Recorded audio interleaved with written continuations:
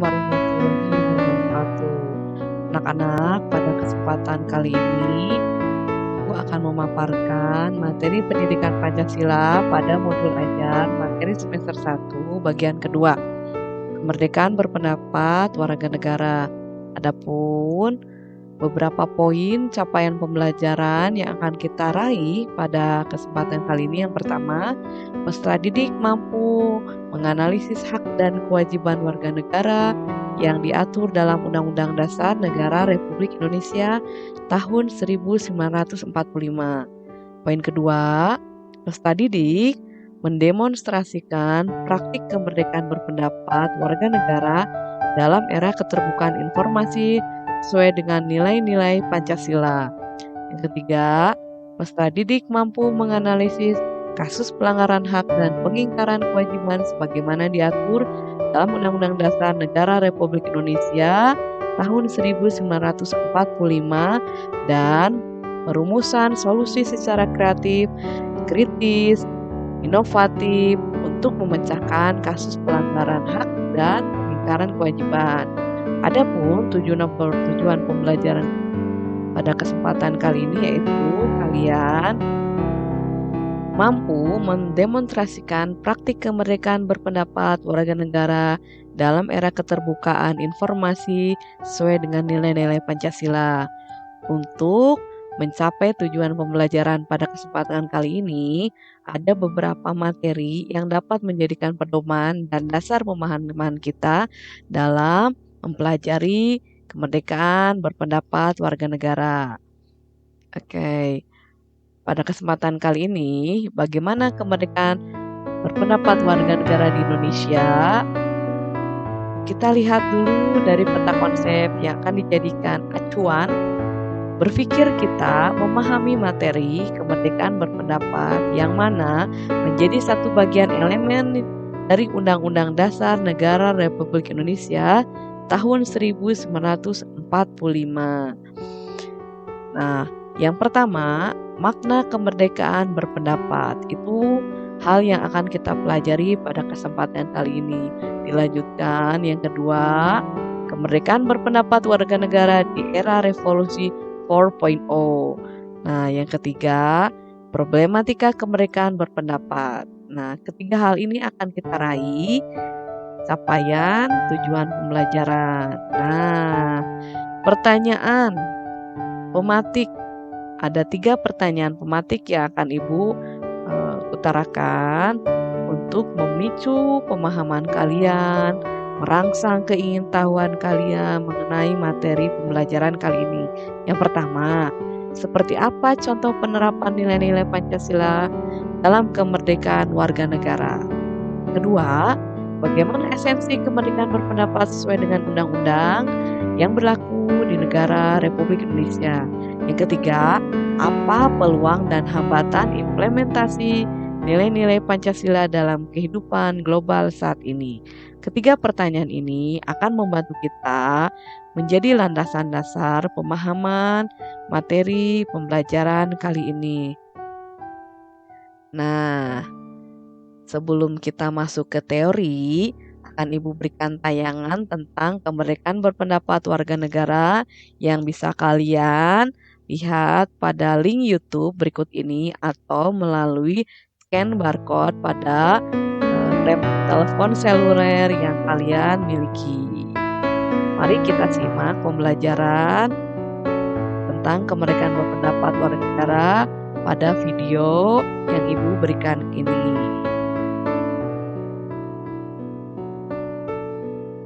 Nah, adapun ringkasan materi, yang pertama, setelah melihat tayangan video yang tadi kalian bisa simak, kita akan memahami nih pengertian kemerdekaan berpendapat berdasarkan Undang-Undang Dasar 1945 dikatakan bahwa kemerdekaan menyampaikan pendapat adalah hak setiap warga negara untuk menyampaikan pikiran baik secara lisan, tulisan, dan sebagaimana secara bebas dan bertanggung jawab sesuai dengan ketentuan yang berlaku.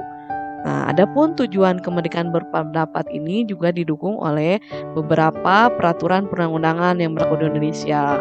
Ibu berikan di sini yang pertama, Undang-Undang Nomor 9 Tahun 1998. Bagaimana yang ditunjukkan bisa kalian simak. Kemerdekaan berpendapat itu mewujudkan kebebasan yang bertanggung jawab sebagai salah satu pelaksanaan hak asasi manusia berdasarkan Pancasila dan Undang-Undang Dasar Negara Republik Indonesia tahun 1945. Ini adalah tujuan kemerdekaan berpendapat. Nah, kemudian kemerdekaan berpendapat merupakan suatu perwujudan dari demokrasi dalam tatanan kehidupan bermasyarakat, berbangsa, dan bernegara. Bagaimana hal itu bisa kita implementasikan, kita bisa mendemonstrasikan, kita bisa praktikkan, kita bisa lakukan. Nih, ada beberapa gambar yang Ibu tampilkan mengenai kemerdekaan berpendapat dalam sebuah negara. Nah, di sini ada beberapa gambar. Yang pertama, ini adalah salah satu demonstrasi yang dilakukan oleh warga negara Indonesia mengenai DPR dan Presiden untuk mendengarkan rakyat, seruan dari aspirasi, pendapat, opini mengenai hal-hal yang memang perlu diutarakan secara lisan ataupun tulisan. Lisannya mereka berorasi, boleh tidak di Indonesia berorasi? Tentu saja boleh, hal itu boleh dilakukan dan dilindungi oleh Undang-Undang Dasar serta peraturan perundang-undangan yang berlaku di Indonesia. Dalam bentuk tulisan seperti apa? Seperti yang dilakukan pada gambar kedua ini. Nah, ini adalah salah satu bentuk kemerdekaan berpendapat dalam tulisan. Dari sudut pandang hukum secara nasional, kebebasan berpendapat diatur dalam Undang-Undang Dasar 1945 Pasal 28E ayat 3 yang berbunyi, setiap orang berhak atas kebebasan berserikat, berkumpul, dan mengeluarkan pendapat. Seperti tadi tayangan yang video kalian lihat dan simak, di Indonesia boleh berpendapat dengan mengacu pada peraturan perundang-undangan yang berlaku di Indonesia. Nah, yang berikutnya, makna kemerdekaan berpendapat. Perihal kebebasan berpendapat terkait dengan eksistensi manusia berdasarkan ketentuan Undang-Undang Nomor 9 Tahun 1998 Pasal 1 Angka 1 dikatakan bahwa kemerdekaan menyampaikan pendapat adalah hak setiap warga negara untuk menyampaikan pikiran dengan lisan, tulisan, dan sebagaimana secara bebas dan bertanggung jawab sesuai dengan ketentuan peraturan perundang-undangan yang berlaku. Berikut ini ada gambar yang menunjang hal-hal yang dapat kita lakukan untuk mengeluarkan pendapat dan aspirasi. Kemudian, pasal 1 angka kedua dalam Undang-Undang Nomor 9 Tahun 1998 yaitu tentang kemerdekaan menyampaikan pendapat di muka umum. Yang dimaksudkan di muka umum dalam undang-undang tersebut adalah di hadapan orang banyak atau orang lain, termasuk juga di tempat yang didatangi dan atau dilihat oleh semua orang, seperti yang dilakukan para demonstran yang menyampaikan aspirasinya kepada pemerintah. Nah, berikutnya.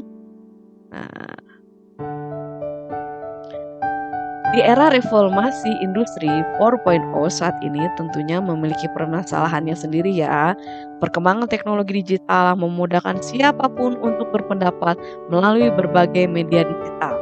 Ada tantangan dan peluang yang akan kita hadapi dalam mengimplementasikan kemerdekaan berpendapat yang sesuai dengan nilai-nilai Pancasila yang sudah tidak bisa disamakan lagi seperti tahun 1990-an. Nah, ini saya tampilkan gambar revolusi industri untuk memperlihatkan kepada kita adanya perkembangan yang terjadi dari setiap zaman. Berbeda dengan pada saat kali ini kita sudah masuk ke era digital, di mana ada memiliki dampak positif dan negatif dari problematika kemerdekaan berpendapat dan dampak dari adanya revolusi industri 4.0. Nah, ini bisa kalian simak, bisa kalian baca. Dampak positifnya seperti apa? Ada 4 poin dampak positif, kemudian ada dampak negatifnya. Nah, dari semua penjelasan materi yang sudah Ibu paparkan ini, semoga dapat menjadikan pemahaman kalian menjadi lebih mampu